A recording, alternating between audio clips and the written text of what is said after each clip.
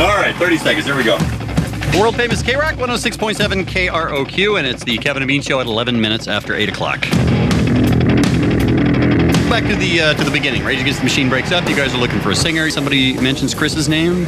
We wanted to do something different, and we talked with our friend Rick Rubin, and only one name came to the surface, and it was Chris Cornell. Now, Chris, you were doing solo stuff, right? Yeah. At that point? Uh-huh. And they called you and said, hey, want to sing with us? Sort of, yeah. And not only that, but I was big fans of this band. And to me, all you do is you just imagine, okay, here I am, and I'm on stage, and I'm singing over this band. What's that going to sound like? And immediately it was like, that's going to sound great. Right.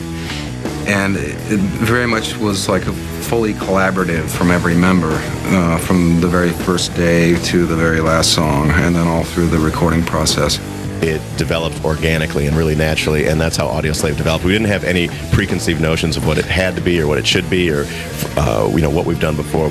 I just remember the first time we got in a room together, first jam session, I remember just kind of closing my eyes, putting my head down and playing, and hearing that voice that is just so unique and powerful, and all of a sudden he's in a room with me, and it was actually really surreal. It was more than just, for me at that time, it was more than just we're going to jam with Chris Cornell, that in itself made my hair stand up. And it was awesome. And from, the first time that we jammed, there was a chemistry between the four of us that was there, and that is not an easy thing to find. You can find someone who's great, but when you put them in a situation, if the chemistry's not right, it's not going to be good. And so I feel very fortunate that one, we got one of the greatest singers, and two, the chemistry worked. All that together at that moment made me breathe a sigh of relief, and I was like, wow, there's a future here that's pretty bright. We didn't know where it was going to go, and every day we were surprised by the next thing,